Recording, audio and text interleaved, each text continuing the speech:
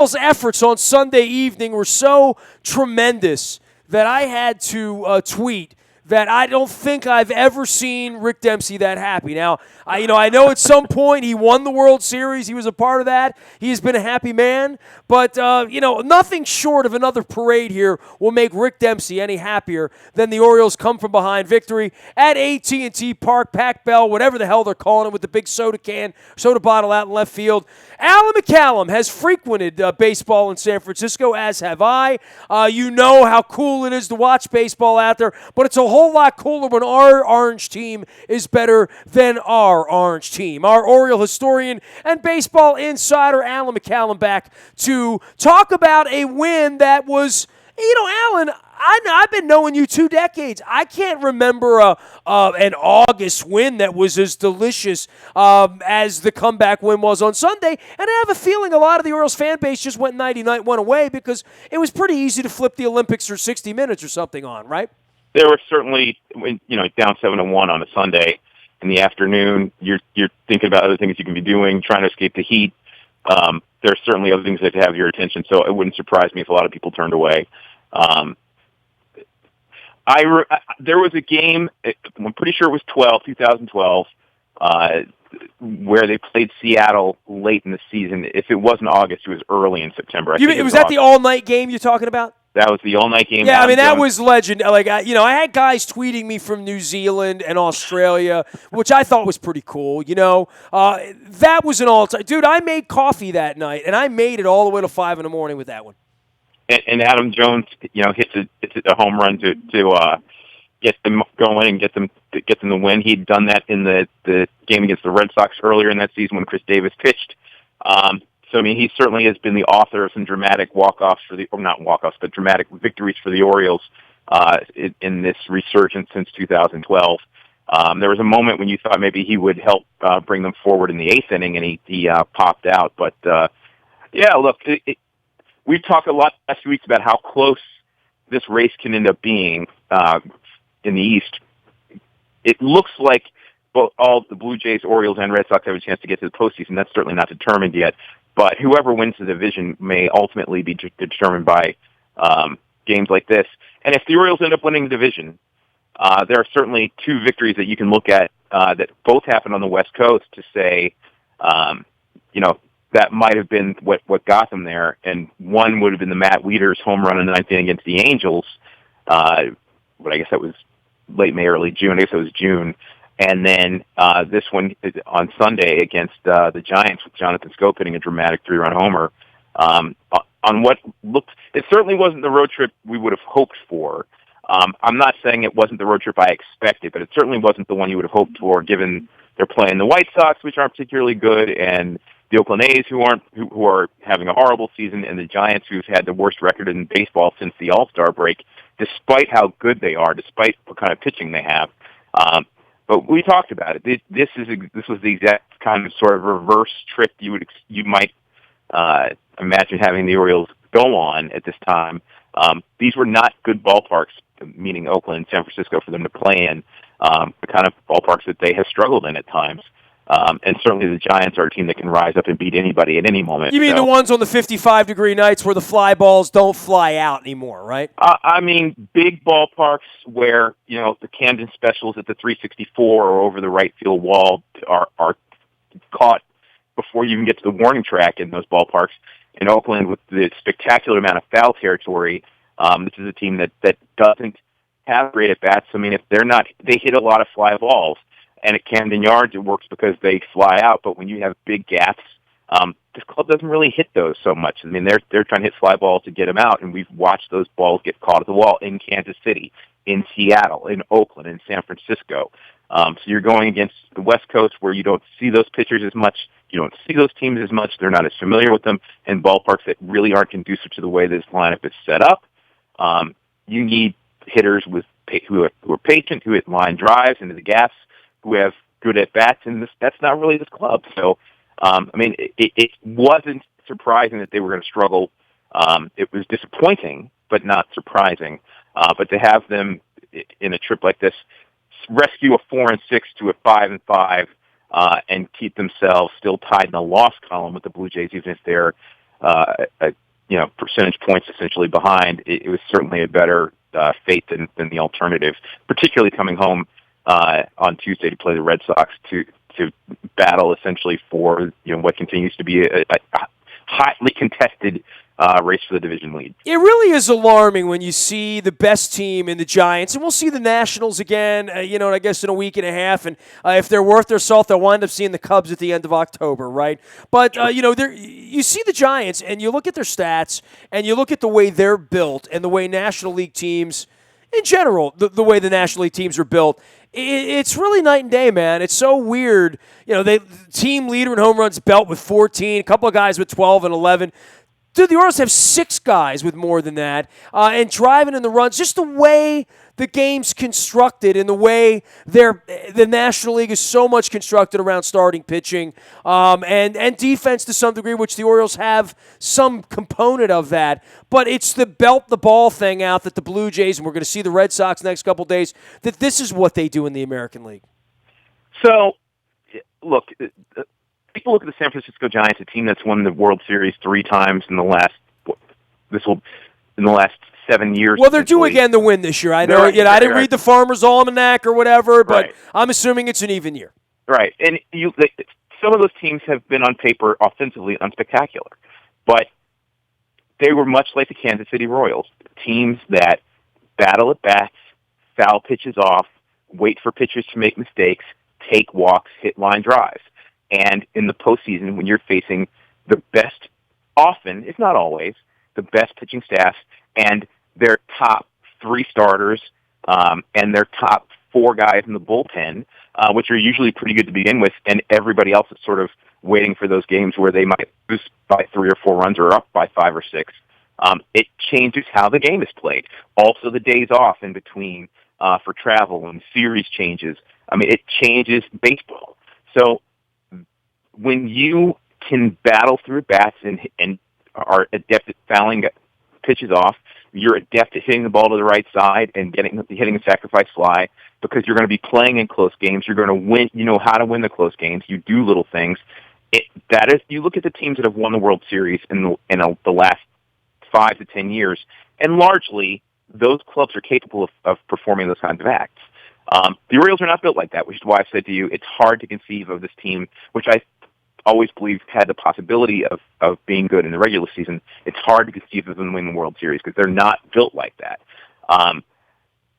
The Red Sox and the Blue Jays, the Red Sox are sort of built like that. They can hit home runs, but they are a line drive, smart hitting team. The Blue Jays are much more like the Orioles in terms of the way they're built with one major exception, and that's that they take walks.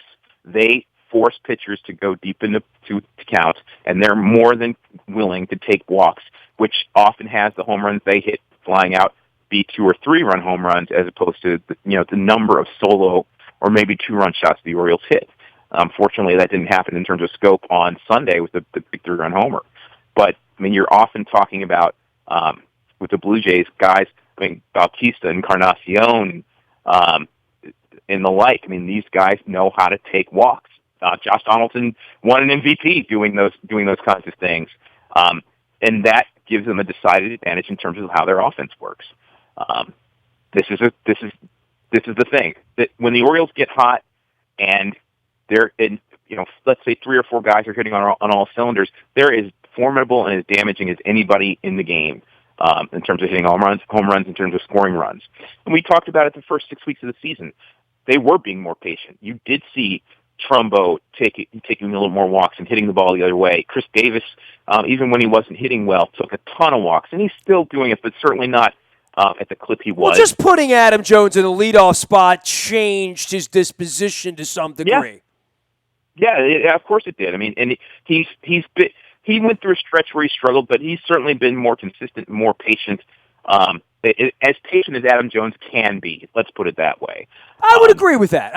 A level of patience that I thought has exceeded what I thought was possible, quite frankly, right? Yeah, so I mean, he's never going to lead the league in walks. He's never going to lead his own team in walks. I've asked him to get more patient, and he has. Thank you. Right. But, right now you're talking about a team where, aside from J.J. Hardy, they're going through a stretch of 2 or 3 weeks certainly the time after the All-Star break, where you can't really look at anybody and say they're really hot right now. Wieters has been in a slump. Davis had been in a dramatic slump, which he slowly seems to be coming out of. Trumbo was a mess for a while. Trumbo was a mess, and he's starting to hit home runs again, but not doing a ton else. Even Jonathan Scope, who was riding a hot stick for almost 2 months, has really cooled off. Machado even cooled off, sure. Machado, he hasn't been horrible. He was horrible in July. He hasn't been horrible in August, but he hasn't been the MVP candidate that we saw through the first. Yeah, nobody has stepped up here. I would agree with that. I mean, maybe Trumbo a little bit over the last week, but I mean, nobody has really said I'm the guy. And you hope that Scope, maybe he's the guy on Sunday. Maybe it's like the Orioles song, right? Maybe every game it's a different star. That's the magic. But it would be nice to see some of these guys take some sort of a consistent leadership role that has been missing for about 6 weeks now.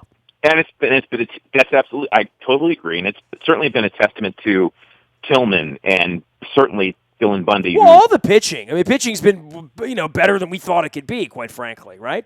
So I mean, that's really what's kept them going. So, I mean, it's a different hero. It's Buck. Those things are working, but I tell you, for the first time in the season, 2016, I am concerned about collapse.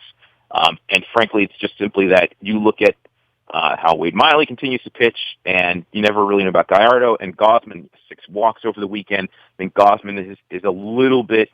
I am keenly aware that they have not scored enough runs for Kevin Gausman. That is absolutely true, and his innings have not been easy innings because he's always fighting the battle of losing by 1 run when they've scored him nothing. I'm aware of that, but he hasn't helped his cause on many fronts. There have been times when they've given him a 1 or 2 run lead and he immediately gives it up. I don't know if that's the stress of having to pitch like that all season. I don't know what you can attest that to. Maybe it's just that he's young and he's trying to figure it out. But he hasn't helped himself a ton through this time either. And then here's the most important thing that you have to be concerned about. Darren O'Day's back on the DL again. And Brad Brock, who pitched well on Sunday for the first time in a little while, has struggled. And that puts a heck of a lot more pressure on Zach Britton. It puts more pressure on Buck to use him more frequently, and certainly the rest of the pen. A guy like Michael Givens, who's had some easy opportunities. Easy is probably the wrong word, but less stress. It puts him in a much more important role further down in the late innings, 7th or 8th. The bottom line is if Brock doesn't get it right, if Darren O'Day doesn't come back anytime soon, then certainly with Dylan Bundy in the rotation now and Vance Borley not looking as good as he did at times before his starting stints, and with Ubaldo eating innings in situations in the bullpen, there's potential for the bullpen to collapse here. Will it? I certainly... well, that will be about the starting pitching, though, really. It won't be about the bullpen collapsing. It'll be about the starting pitching going to the bullpen far too early, too often, right? It'll also be about the offense. If the offense gets themselves back on track and they start scoring, 5, 6, 7 runs more frequently, then all those things work in tandem to give those guys a break. And well, that's how they've survived this far, right? I mean, when the bats go cold, they just can't win. They're not going to pitch themselves out of, one. I mean, some of the mess that they've had the last 4 or 5 weeks where they're putting up, donuts and as they said, non-crooked numbers, as the Masson guys would report, right? That is absolutely the case. So, I mean, this is a team effort. There's no question about it. But there are seeds of concern from the offense falling on hard times and falling back into a lot of the traits that we've seen them exhibit over the years as opposed to what they were doing for the first 6 weeks to 2 months of the season. And the cracks that we're starting to see in the bullpen from the wear and tear they've had through the course of the year. They need to figure this, and it's August, right? I mean, this is the period of time where these things happen to clubs, and I understand that. I'm not telling you they're going to collapse. I'm telling you that I'm starting to see places. You don't get the feeling they're about to put a 15-3 up here and just and have a 5-game lead on September 10th. Like, we don't see that coming. And that said, they just knocked a Big Ten. This is a team that's played really poorly for the most part on the road this year, and they just knocked a Big Ten game stretch out of the way on the road, and which puts them, with quite a few more games left at home now. And by the way, they're no longer in first place either, right? So they began that thing. We were like, oh, my, road trip, here it comes. Well, they do come home, and they're not in first place anymore. So, it's not like they're 5 games back. I mean, right, it wasn't as bloody as it could have been. Certainly, absolutely. I mean, the A's couldn't have been much bloodier, and over the weekend with the Giants, I certainly had good fortune on Sunday. They played well on Friday night, but they haven't played well often enough recently. Because I was going to ask you at the top of the segment, literally, I was just going to say, Alan, how are you feeling about them? And you've already given me 2 or 3 little yips of concern here, and it's all very well founded, right? And who knows? Maybe they do go 15-3. They certainly have the capability of hitting the ball. They have the capability this week of losing 1 game in this whole stretch, sweeping out the Astros. But the Astros gave them fits down in Houston. Obviously, David Price they're going to see. They're going to see Rodriguez. They're going to see the Nationals, and that's become a little bit more of a testier thing. This is a really fascinating 10-day stretch here because they're not definitely the better team in any of these games. They definitely don't have the better pitching matchup on any specific night, and Tillman is going to see Price on Wednesday night as well, and then they're going to see the Nationals guys next week. This, if the boat's rocky right now, this is the time they got to get it right with some home cooking, and they always have. There's no reason to bet against them at home, that's for sure. Not by any stretch of imagination. So that's what I'm saying. I'm not telling anybody, run and hide and panic, because that's certainly not the case right now. But there is room to, if you're asking. There's a real race going on here, man. Absolutely. Look, the Orioles have struggled with the Houston Astros quite a bit. If you look at their history since they've been in the American League, I don't know what it is, but this is a club that has had some trouble with this. It's this that team. damn Altuve is what it is. He's certainly part of it. But they've got the Red Sox. They've got a lot of tests coming up. There's no question. And quite frankly, I mean, they're into that stretch. I don't know if they're going to have any easy periods left. I would have told you by way of the schedule, the 10 games they just came off of was probably that time, and it didn't happen that way. So they've got some things to figure out. Being home more often will certainly help them. They have played better here, and their team is set up to hit the home runs that we're used to seeing them hit here. So if it's just a matter of getting home and getting it figured out, great. But they need to do it. They need to do it right now because the competition gets tougher, and no one's going to give them any favor because everybody they're going to be facing for a while now is trying to win or trying to be respectable one way or the other. Alan McCallum is our Orioles historian and covers all things baseball here. You can hear his act here at WNST and find him in the Bio Toyota Audio Vault as well as Alan at WNST.net. All right, a couple things. We talked about pitching. Where are you on the Miley thing right now? And I know this is always sort of a sliding scale on all of this, but hey, 4 weeks ago, we didn't know who was in the rotation, and we're seeing Tyler Wilson bounce the ball around on Sunday afternoon and what wound up being a victory in San Francisco. But where are you on that and on the Pierce acquisition? I told you when they traded for Wade Miley that I was not particularly impressed with it. I knew they weren't going to do any better, and he had come off a couple of decent starts in July. But I said to you then, I'll say to you now. Every time he took the mound for the Red Sox last year, I kind of snickered because he looked awful, and he was okay in one start and was pretty bad in the other two, and that's the story. So they certainly worked it out magically on Sunday afternoon with winning the game against the Giants, but he certainly didn't impress through that. Is he better than Ubaldo? I guess so, but quite frankly, the bar's pretty low to do that, Nestor. I don't know if he's better than Ubaldo. Sunday he wasn't, right? For one day, that was very Ubaldo-esque, right? Absolutely. When you have a veteran presence, you expect them to give you a workmanlike performance.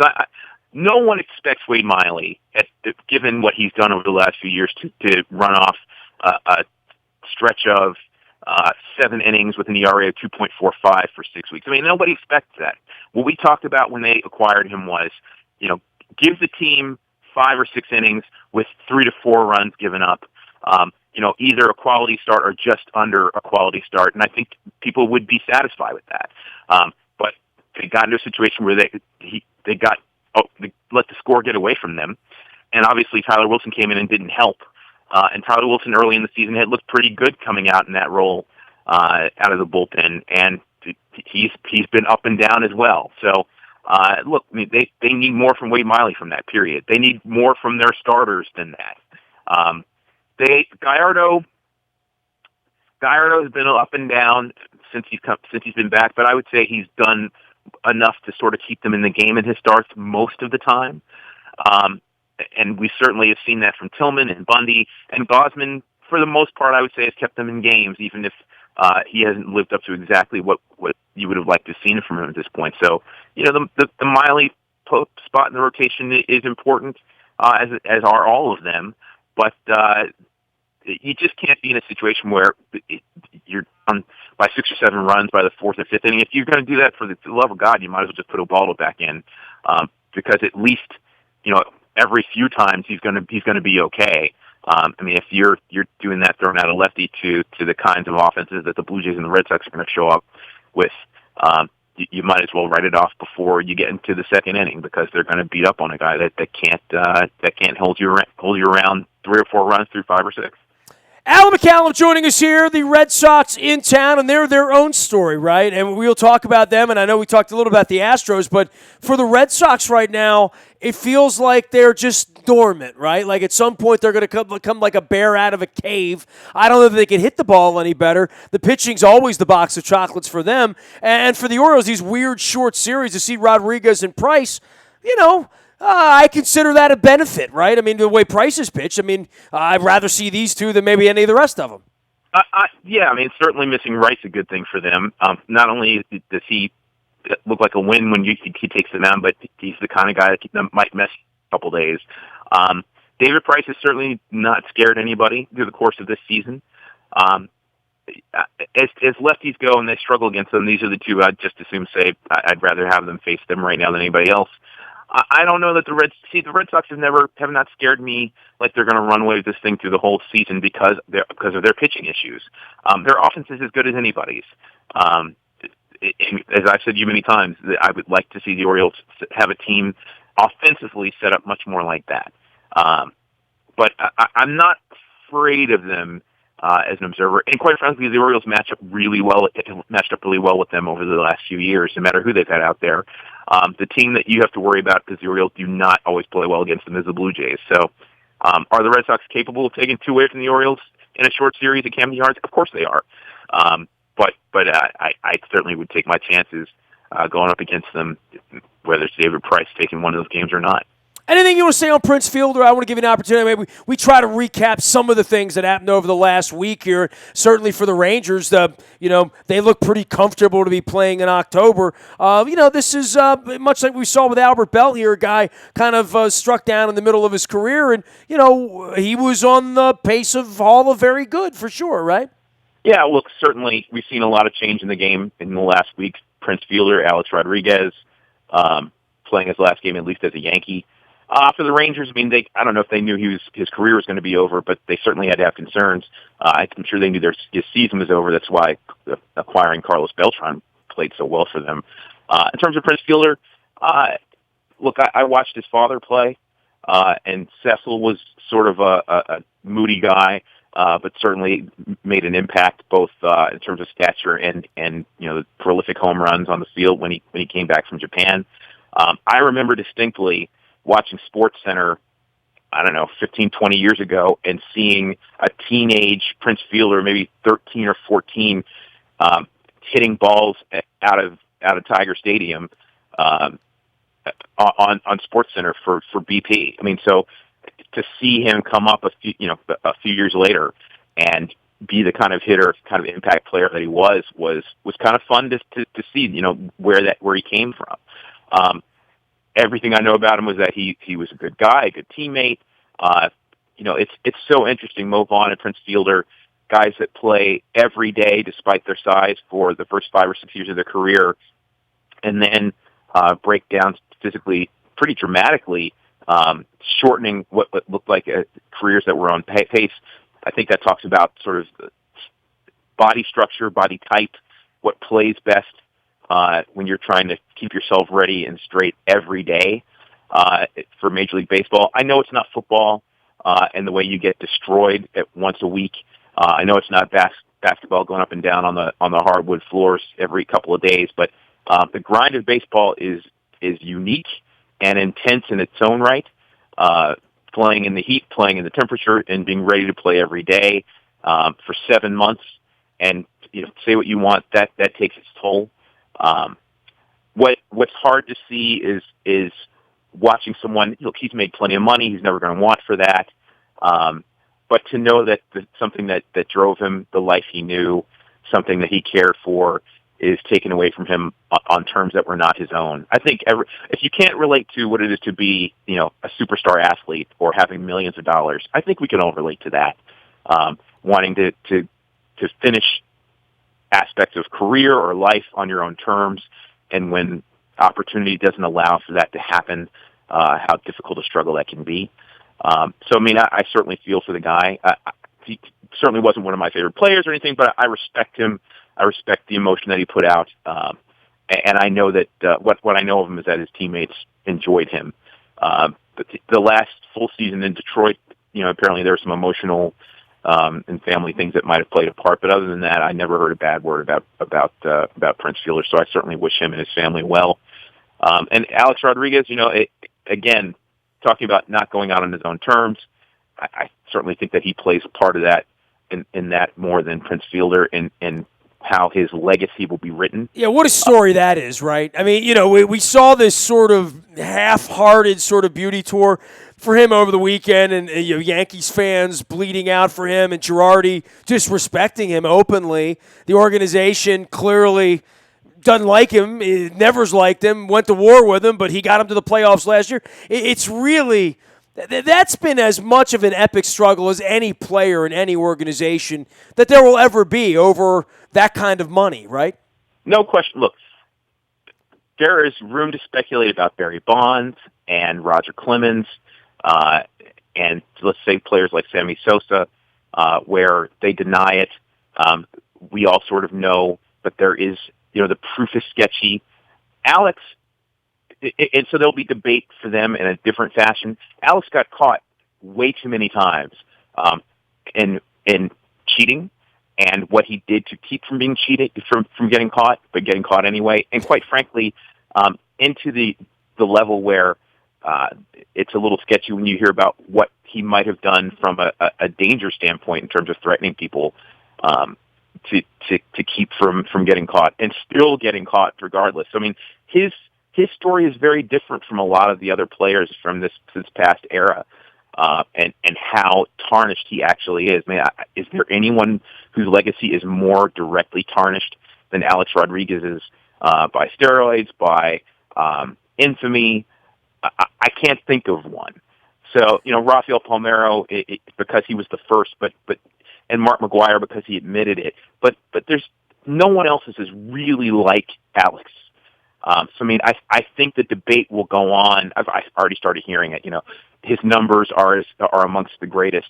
Should he go into the Hall of Fame? I certainly don't think he's going. But the debate for Alex will be very different than the others because of how his story gets told.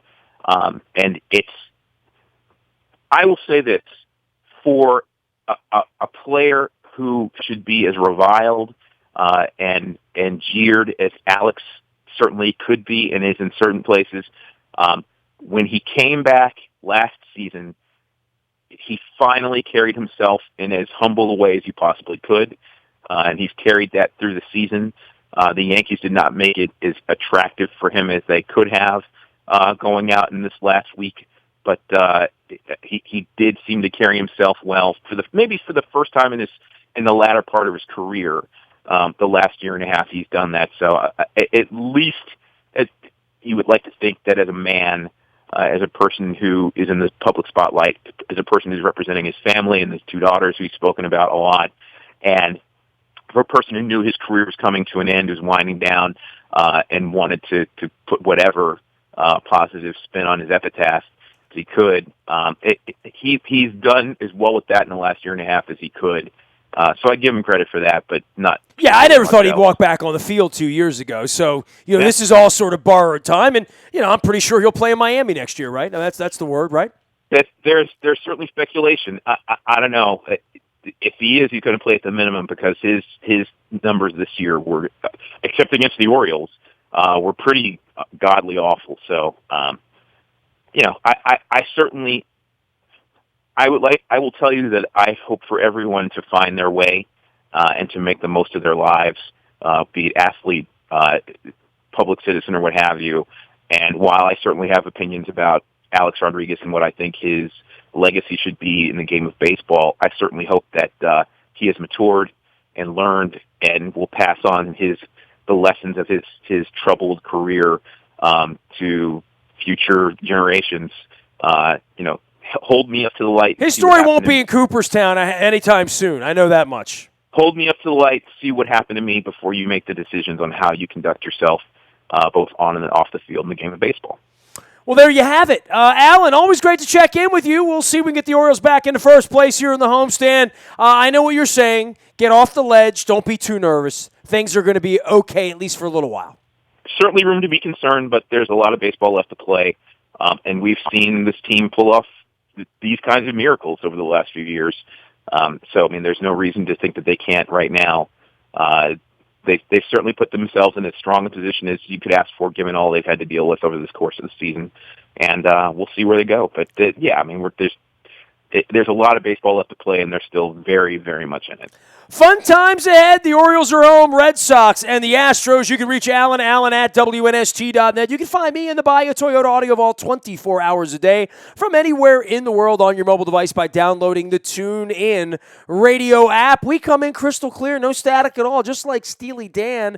And our morning newspaper hits your email inbox at 7 a.m. each and every morning. That is powered up by Planet Fitness and PlanetFitness.com. Still $10 a month to get in the best shape of your life out at Planet Fitness. Last but never least, any breaking news happens first on the WNST Tech Service. That is powered up by Coons Ford of Security Boulevard. I can be emailed anytime, anywhere. I'm a very available individual. Nasty at WNST.net, LinkedIn, Twitter, Facebook, Snapchat, Instagram, as well as live on Facebook Live, streaming it out, as well as on WNS TV on our YouTube channel. Big week ahead. Lots of baseball, a little bit of football. We're going to have some fun. We are WNST.net, AM 1570 and WNST Towson, Baltimore. And we never stop talking Baltimore sports.